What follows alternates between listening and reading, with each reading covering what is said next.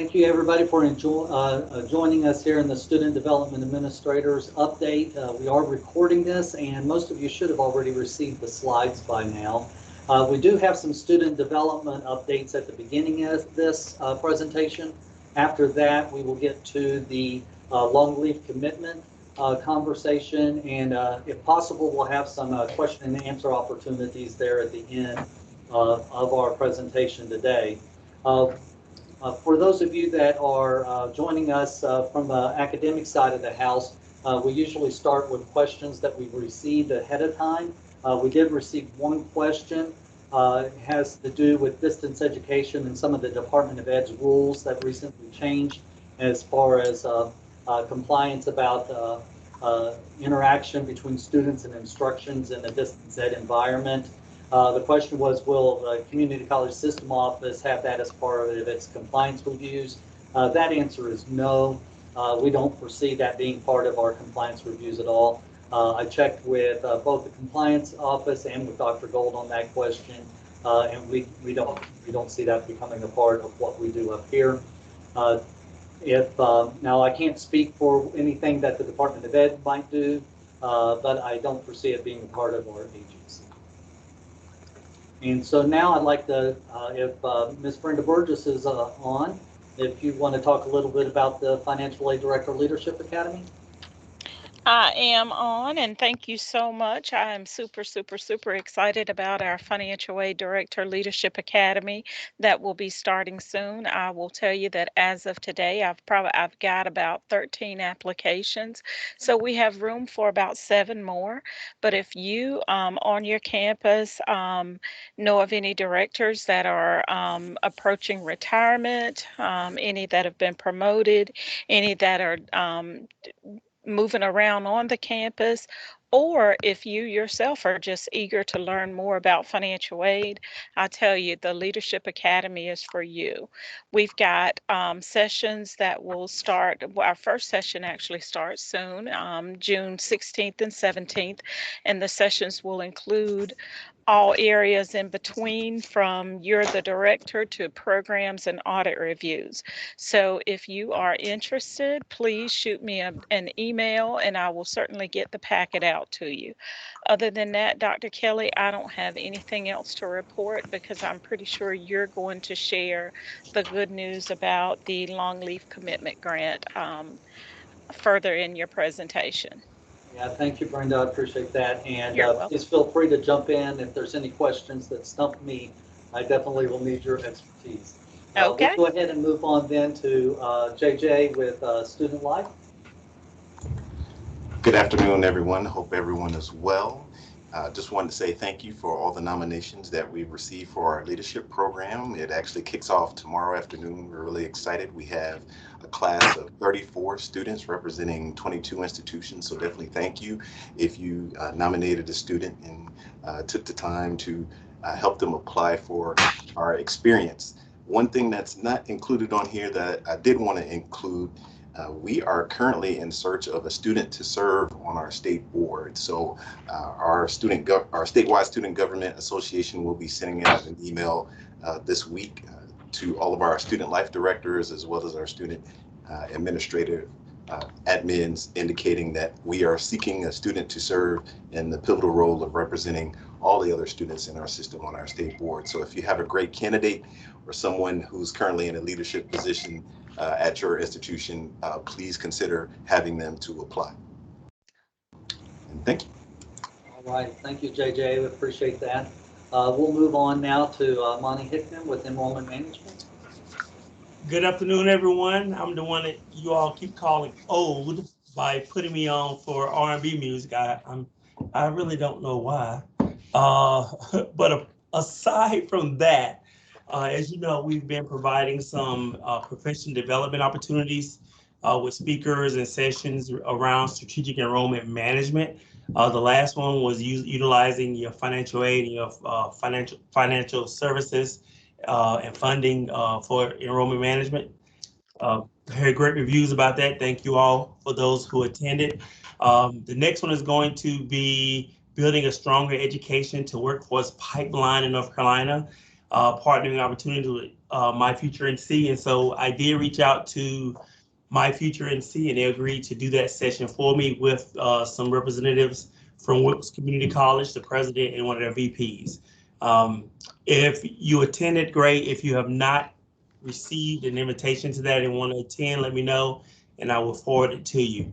Going forward, we will continue that. So if there's anything around strategic enrollment management that you want offered, whether it be sessions that we provide, or if you need us to come to your campus to talk to your administration, well, not just your administration, but you in general about enrollment management, or you want some kind of session held around enrollment management, let me know. And I'm in the process of creating those sessions and those opportunities now. So just know if you need that, just send me an email. My email is right there on the slide. All right, thank you, Monty. I appreciate that. Thank you. Next, we have Trudy Hughes on our team with Disability Services in Title IX. She had a presentation coming up, and so I had a conflict, so I don't know for sure. Don't I have some in my room? Trudy, were you able to make it? Yay, there you are. Are they in that glass bowl? See, somebody needs to mute their microphone, please, or your telephone. Thank you. All right, Trudy, mic is yours. Michelle and I just got off our conference. So yes, I am happy to announce that our mental health and first aid session in June is full. Our roster is full with 60 more people. It's June 14th through 16th. And we will be, I'm in the process right now of planning a webinar with a person from one of the community colleges that has been doing this for a number of years. We're just going to tie down the dates, and I'll send those notifications out on how to implement then the strategies, the planning, and then ordering materials and how to do the trainings. So that will take place after our last training session, which will be on the 16th, like I said. And then we will also, after that webinar, to provide information on how to secure your plannings or your trainings. They have to have 3 trainings per year to continue with their certification. So then we will also then do a survey on the participants that completed the instructor training on what is their training plan. So we would like to be able to report that back to the state board on each college's plan on how they're going to do that commitment with 3 trainings. So that's already in place with the webinar. Date to be determined, but notifications will be sent out as soon as possible. And then other information, the Disability in a Week is coming up June 7th through 11th. We decided to do it virtually. It'll be from 10:30 to 11:30 each day. Registration is closed. We have over 110 people signed up for this. And there is a link, the same link each day. And we have people from OCR, attorneys from OCR. We have a mother and daughter team with autism. We have a professor from NC State providing information on learning disabilities and ADHD, and we'll have a panel also talking about reasonable accommodations and technical standards. So we have a full plate for that week.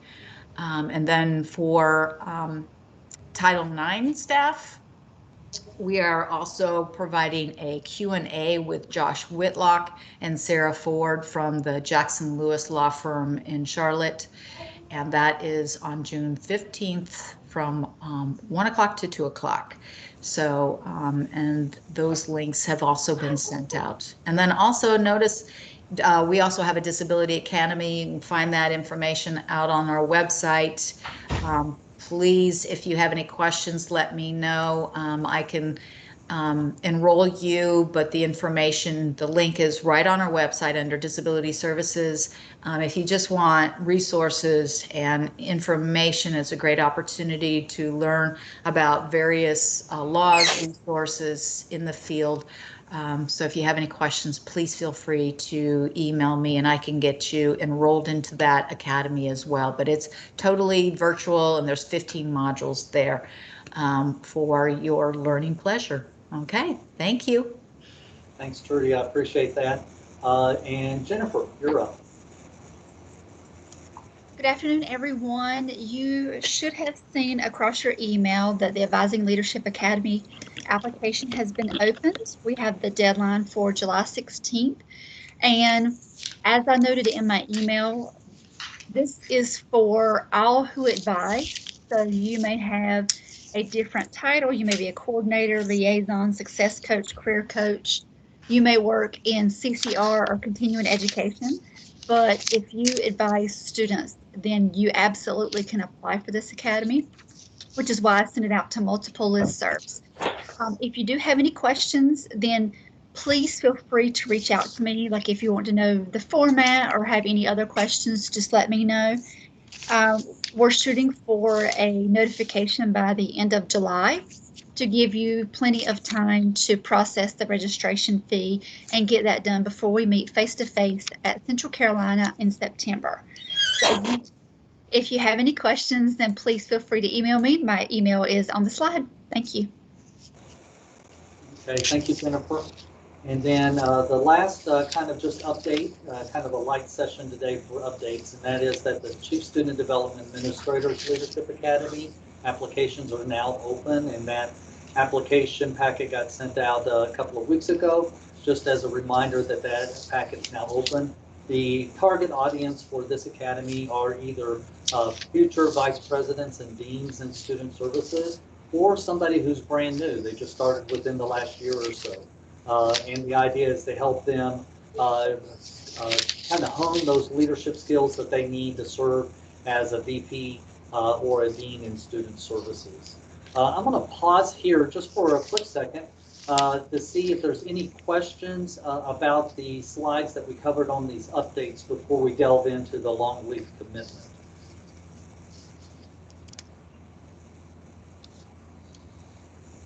I'm not seeing any in the chat. JW, hi, this is Yes. Latanya Nixon. I do have a question. Yes, ma'am. For the Chief Student Development Administrators Conference or Academy, I'm sorry, that is just for the newbies? Yeah, the idea is somebody who's brand new in that senior level administrator position, or Okay. somebody who is striving to find and be appointed into that kind of position. All right, got it. Thank you. Yeah. So a lot of those leadership skills are going to be kind of basic to any of us that have been working in this area for a while.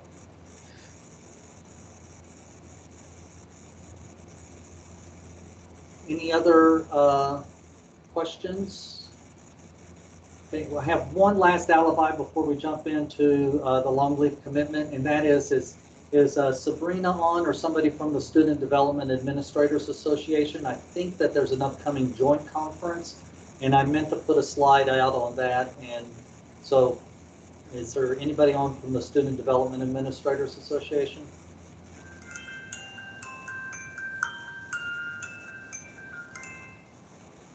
Don't know what the. This Go is ahead. Camille Reese. I'm one of the CAOs, and I'm involved with the conference. Oh, great. Do you know what those dates are? I meant to find out what those dates were for everybody. Yes, I can give it to you right now. It's going to be September 27th and 28th. Excellent. It will be at Guilford Tech in the conference center that we've used in the past. And I will go ahead and send you the save the date information, and you can forward it out to your group. Well, wonderful. Thank you so much for that. I meant to capture that before the meeting and just forgot to do so. So Right. thanks for Okay, rescuing me. Sure. All right. Did I cut somebody else off? Nope. Okay. So Thanks, we'll guys. go. Sorry. Sorry, JW. Go ahead, Patrick. I was just going to say that information just went out through the student development listserv, and so Camille, if you will, go ahead and forward that information out to the CAO listserv. I will do that. Perfect. Thank you. Excellent, thank you. I've always looked forward to the joint conferences. We always have great workshops, and it's always great to have that group together to network. So thank you guys, and I'm glad both associations are planning that retreat.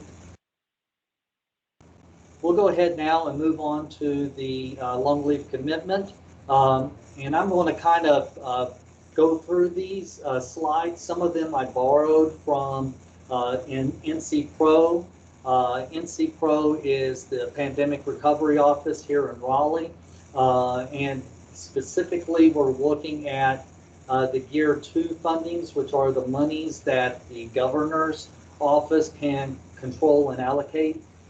Their main goals with Gear 2, I borrowed this slide from NC Pro. You can see there they want to improve post-secondary access and completion, reduce barriers, and then also definitely focus on equity type of programs. So that's in general their broad-based goals for the Gear 2 monies. And then if you look here, this is the allotment that we're kind of talking about this afternoon.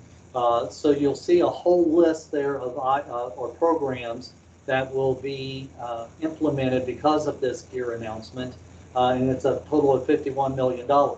Now, to be very transparent, from line 2 all the way down to the bottom, I don't have any additional information about any of those at all today. So the long leave commitment, I think, or complete, excuse me, I believe that it's still under discussion and planning. The same with the student mental health and the jobs for NC graduates, all that whole list there. Any part that touches the community college, by my understanding, it's still in the planning phases and not ready to be announced. So we'll focus primarily today, not primarily, but solely today on the long leave commitment. So in general, to give you an idea of how that $31 million will be used for student aid, I think this is a very good chart to illustrate that. Please think of student aid through student D as an example of the entire payment schedule that the financial aid offices will be working on. So I want to make sure you don't think that these are the only ranges, that there's actually many rows of ranges between the 0 EFC and then student D with the 12,000 EFC. Also, another thing I want to point out is with this estimated adjusted gross income, that is purely an estimate, and please take that with a huge grain of salt, because there's no really great chart that could equate the EFC with the adjusted gross income. What financial aid offices will be using in partnership with the State Education Assistance Authority will be the EFC. So you can see here with these 4 different examples that a student that has the most need and has the expected family contribution of a 0, they're getting the full Pell Grant. They're not getting any of the state grants, which are the Community College Grant and the Education Lottery Scholarship. However, they're still getting $700 from the Long Leave Grant. I think this is important because if you look at a lot of promise programs in other states, you see that their last dollar scholarship programs, whereas this is a first dollar scholarship program, which I think is great because it gives some money, even though it's not a whole lot, it still gives some money to those neediest students with the lowest EFC. Then you can look there at student B in that example, and you see that they're not getting full Pell, but they're getting state grants, and they still get the minimum of the $700. Student C is another example of no Pell, and then a little less of the state grants. But then you look at student D there with a 12,000 EFC. You notice they don't currently qualify for any aid from Pell Grants or from the state. And so this grant will make up that difference of $2,800, or with $2,800, to ensure that tuition and fees are covered at the community college. There could be a student E in that there's a step down process from the 12,000 EFC to the 15,000 EFC, and it reduces slowly that amount of that long leave grant monies from $2,800 down to $700. So that way, if you just happen to be just a little over that 12,000 EFC, it's not a cliff. You don't lose all your money immediately. So this slide just kind of gives you an idea of how that aid works and what it looks like when it comes to the application of the aid to the students. The next slide here I want us to look at is just to introduce to you the website that we've created. So if you just go to the to our homepage, the ncommunitycolleges.edu, the image there on the front page, you can either click that image, or in the search bar you can type in the Longleaf commitment, and the page should come right up for you. On that page, one of the things that you will find are the eligibility criteria. So we'll take a second to, I'm not going to read to you, but I do want to highlight a couple of the things here on student eligibility.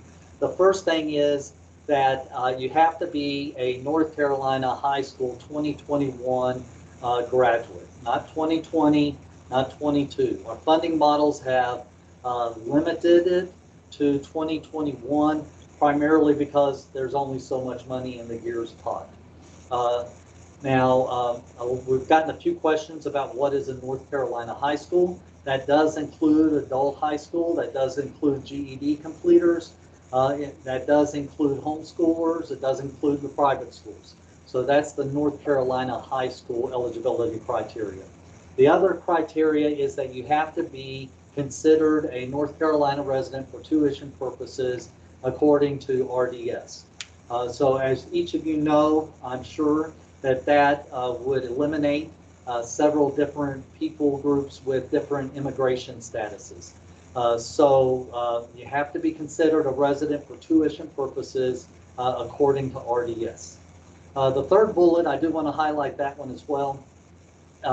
We probably should change that bracket comment there about being a first-time college student, in that if you're a former career in college promise student, and if you're an early middle college high school graduate, then you're still eligible. So you graduated high school and you completed or you got some work done with CCP or with one of the innovative high schools, then that would not make you ineligible. You would still be eligible. And then you have to enroll in this coming fall 2021. You have to enroll this fall 2021. And I'll kind of pause there because you can read those other eligibility criteria without me reading those to you. And please keep your questions to the end, and I'll definitely pause and we'll do our best to do a Q&A here in a few minutes, only a couple more slides. So what does the student process look like from the student perspective? Basically, all they need to do is get their admissions application completed and submitted. And of course, that includes RDS. And then they need to follow whatever communication that you send to those students as far as meeting those admissions requirements. Our role up here at the system office and the marketing that is coming up is we'll push students to get that admissions application done, and two is push those students to get their FAFSAs done. At that point, the student just needs to meet those verification processes or those admissions missing items at your local college.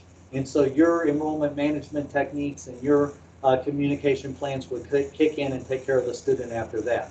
There's not a different grant application required for the student to fill out.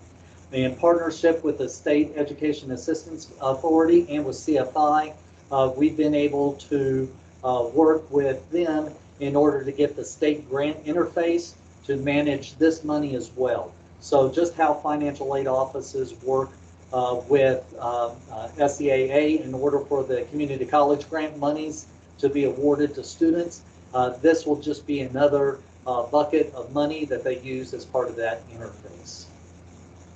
So what's next? We are working on the webpage to add an FAQ, and so hopefully we'll have that up in the next week or so as we're collecting questions and getting those answers. We'll try to get those on that webpage as soon as we can. Brenda is going to have a financial aid director Q&A on June 10th.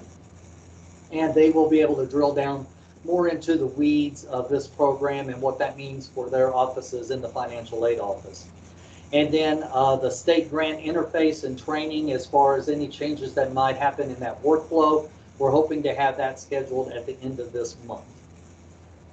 Okay, so I've talked at you a lot here over the past few minutes. And so I'm going to pause now and open up the chat and see if there's any. I'd like to, because there's so many people on the call today, is to work through questions in the chat box, and we'll begin there. And then if we're done with all those questions, then we'll see if anybody needs to unmute to ask their question. So could links to the application programs be added to the slides and sent out after this? The application is not a grant application. The application is your general admissions application at Carteret Community College. So they just need to do that admissions application, the student, and they just need to do the FAFSA and add Carteret Community College to one of the colleges they plan to attend on the FAFSA. So there's no additional application or grant that they need to do. Yeah, I agree, Zilma. The first dollar in for the scholarship is a great thing. We do not foresee that there is any problems with this grant and HERF money being applied to the student as well. However, I do want to stop there for a second to see if Brenda would like to talk a little bit about cost of attendance and how that might impact cost of attendance and a student capping out on their aid.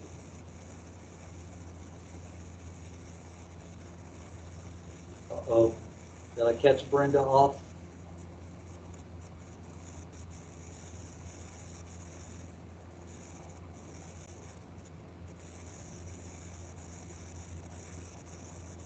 So we'll have to come back that in a second when Brenda's available.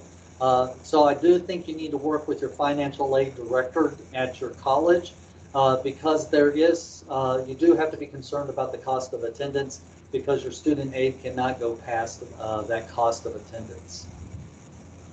Yes, I think go I'm having ahead. trouble with my microphone. Can you hear me now? Yeah, I can hear you, Brenda. Okay, I'm sorry. That's okay. Yeah, the long leave commitment grant is going to work just like it's an entitlement. So we don't want or don't anticipate you all having to send any money back, reduce anything.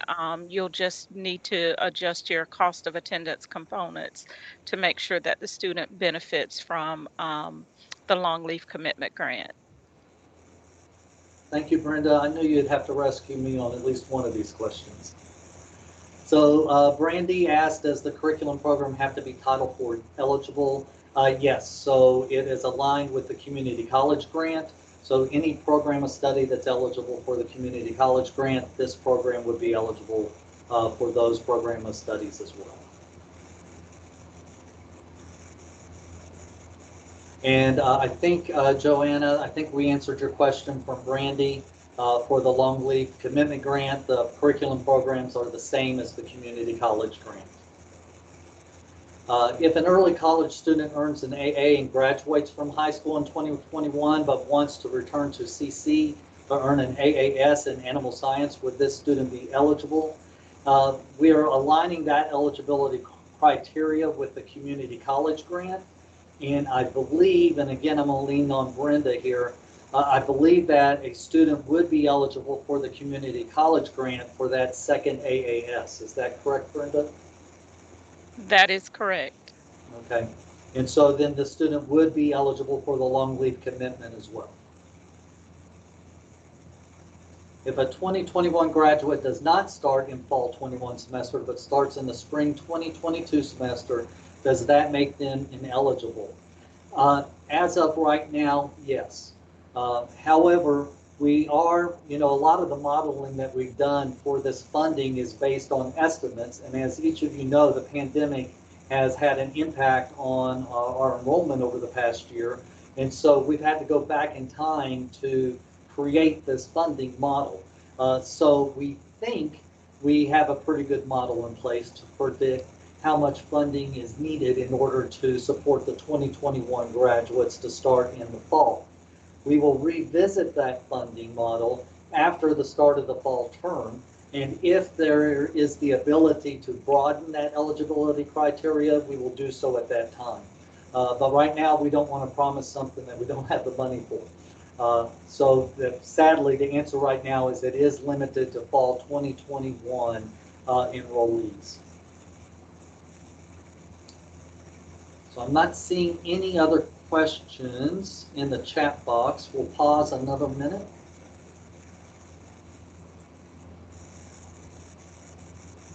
And if anybody else has a question, especially those of you on the telephone, and that's why I read the questions in the chat box for the recording and for the telephone. If you'd like to unmute and ask a question, feel free to do so now too.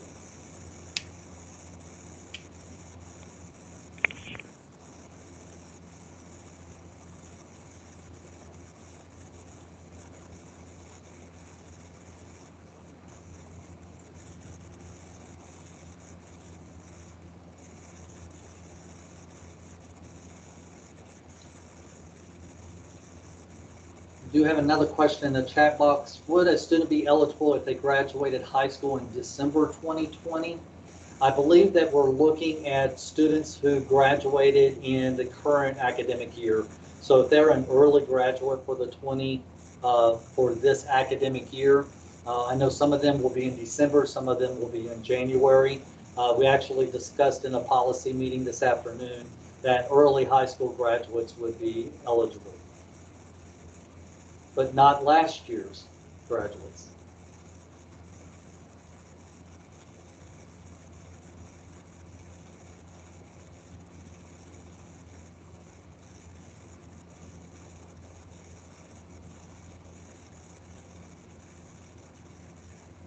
Thank you, Bob, for your question. His question is, I'm sure financial aid staff will want to know, will specific components be added to COLLATE from the system level to facilitate the necessary processes for awarding? I think I saw Brandy Massey on, and if I could throw the mic and the spotlight towards her, she might be able to answer that question a little better. Brandy, are you on and available? Yes, I'm here, Dr. Kelly. Can you rescue me on that question? I'll try. So yes, there will be set up in colleague. I'm currently working on the documentation. We just finished the testing part of the interface, as Dr. Kelly mentioned a few minutes ago. So there will be guidance and a session to sort of go over the changes in colleague and what colleges have to do to set this up. Thankfully, it's not going to be a lot of steps. If of any of the stuff we've had to implement through this whole process, this might actually, scared to say it, might be the easiest. Oh, Brandy, I can't believe you said that out loud. I know. I said I was scared to say it, but I do think it has been the easiest, at least, for the processing and colleague. Thankfully, we have the mechanisms there already for us, so that's what made it easy with the interface. Excellent. Thank you, Brandy. I appreciate that. Thanks for the question, Bob, and everybody else that's posted questions in the chat box. Okay, friends, we'll pause just a little longer to see if there's any other questions. Dr. Kelly, I have a question. Yes, ma'am. So I know that CFI, with how we do the interface now, they're going to fund the grants fall and spring. So if we award a student a financial aid office and they don't come in the fall, is CFI going to go back and remove that award off the student's record? We're going to need to make sure we have some kind of workflow, because that's a part that came to me today as we were having this call. We're going to need to be able to maintain those accounts in colleague so we don't have awards out there for the future if they don't actually start in the fall. Do you know if you've had discussions with them of how they're going to handle that? No, we have not talked about that. The other one that we have not talked about, and we'll just be transparent here on the group with the group, is students that move between sister institutions. So how do we make sure they're tracked as part of that as well? So hopefully Brenda and you can help me remember to ask that policy question. Brenda, I see you unmuted. Do you have additional information? I did, but by mistake. Okay, great question, Brandy. We'll add that to our list. Okay, great. Thank you. Sure. Have another question in the chat box. this may have been covered and I missed it. Do students have to remain in attendance to retain earn the aid? Yes, they have to meet a SAP in order to keep receiving the money.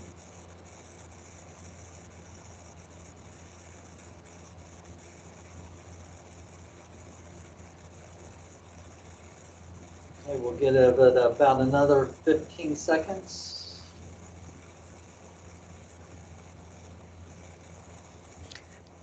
Dr. Kelly, would you like to touch on the two burning questions that we had for the GEARS group today regarding military out of state and also GED adult high school? It looks like Jeff has provided us with confirmation I of haven't seen it. eligibility. Sure, you can go ahead and talk about that if you'd like. Well, you were doing such a wonderful job. And I think you can kind of Sure. So in the definition of a North Carolina high school, one of the questions, of course, we got were about homeschoolers. That was the easy yes. We did have to do a little research on adult high school graduates and GED or high school equivalency graduates. They will be considered North Carolina high school graduates, so they will count and they will be eligible for these funds. The other group that we got one question from was, what if a student is a military dependent and they do qualify as a resident for North Carolina for tuition purposes? So they've gone through RDS, they're considered in-state, and they're a military dependent. And while they were a military dependent, their parents were stationed in Oregon. And so the student graduated high school in 2021 in Oregon, and they are planning to move back now to North Carolina, but they maintained their residency in North Carolina. And that is as evidenced by getting through RDS as an in-state student. Those students would also be considered eligible for this. We don't want to hold that against them. And then the other thing we decided back to the adult high school and GED is that it's not age dependent. So if a high school equivalency graduate completed prior to the fall 21 semester and meets all the other criteria, then that person would be eligible as well.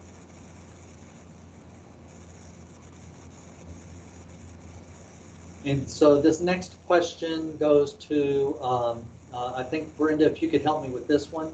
Will these funds be included in any return calculations? We haven't really discussed that with the GEAR group, but because it is part of the governor's emergency relief plan, I would say not, but we will take that back for discussion, and I will have an answer for you in our financial aid Q&A. Okay. Thank you, Brenda, and then everybody in the audience, thank you for your patience as we're trying to find all these policy holes and fill them with answers as quickly as we can. Does it have to be continuous enrollment, Zilma? Can you clarify a little more on that question, please?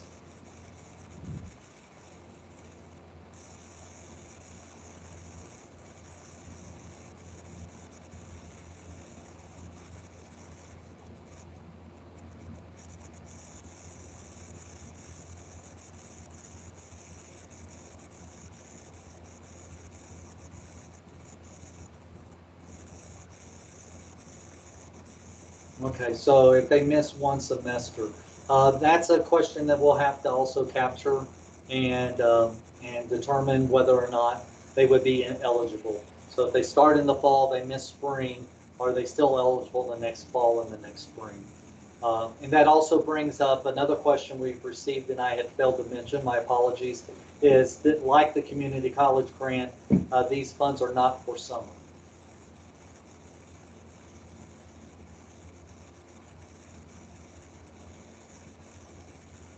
Okay, I'll say this a little jokingly, but I'm also very serious. Stumping Brenda and myself and Brandy today is a good thing with your questions. because it's better for us to find those holes in the policy and the processes now, as opposed to discovering them in August. So please keep your questions coming.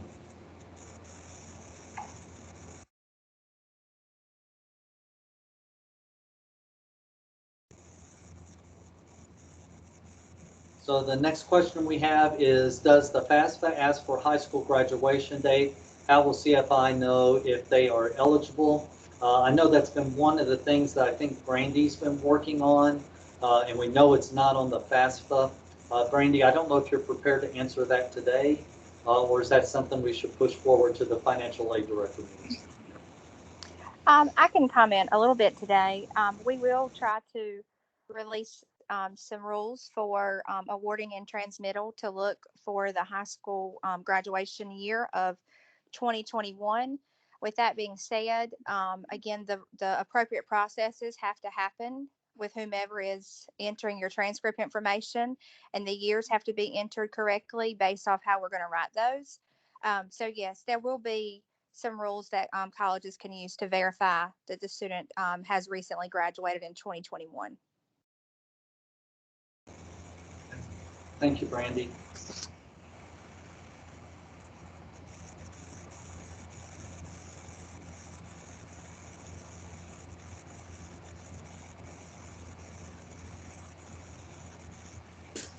And Dr. Kelly, I wanted to add one other thing too. I think CFI actually is going based off birth date, based off my understanding, unless they've changed. They're going to try to do their estimates based off birth date.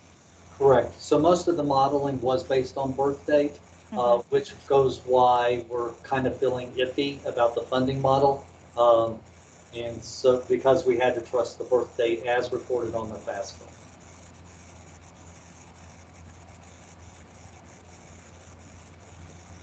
And I'd just like to remind everyone that this is a 2-year grant commitment. It does end at the end of June 2023. So just make sure that your students that are receiving it, that are eligible in fall of 2021, make sure that they are completing a FAFSA for the upcoming year, for the 22-23 year. That way it ensures their eligibility. Yes, thank you, Brenda. That's a good point, and I'll add on to that there is monies available. It's prorated for those that are attending less than full time, but of course that money still ends at the end of that spring 23 semester.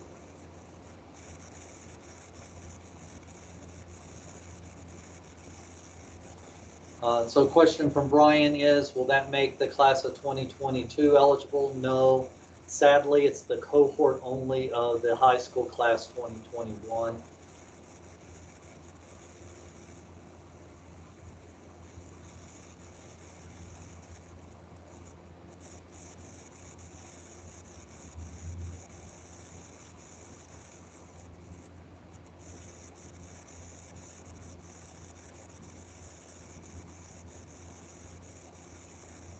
Okay, so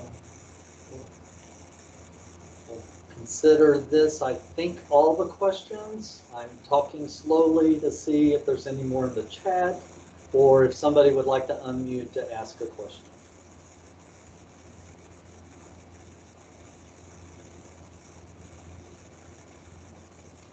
So we know that for a lot of you, this is the first time you're hearing this and the first time you're even getting some information. We will send out the recording probably in a few days with the slide deck that will allow you to refresh your memory and to revisit this. So as you're ruminating on this a little bit, please, if you come up with other questions, don't hesitate to reach out, especially to myself or to Brenda. And because, like I said, we would like to get stumped now on your questions so we can resolve and find the answer as soon as possible. We don't want to discover unanswered questions in August when you've got students right in front of you. So please don't hesitate to send those questions.